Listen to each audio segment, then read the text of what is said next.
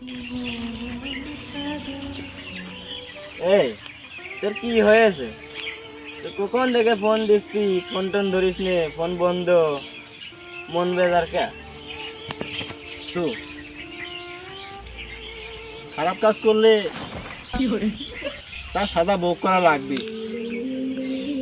কিন্তু আমাদের কপালটা বেশি খারাপ রে। সবারই মাফ করার একটা লাইন রয়েছে, কিন্তু আমাদের কোনো লাইনই নেই।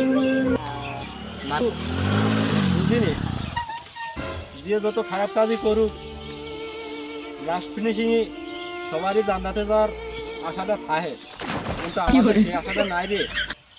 বহুত জেলার মানুষই সেই আশাটা আছে, কিন্তু আমাদের হয়তো সেই আশাটা নাই। আমরা কি মরার আগে কি জাহান্নামে চলে গেছি?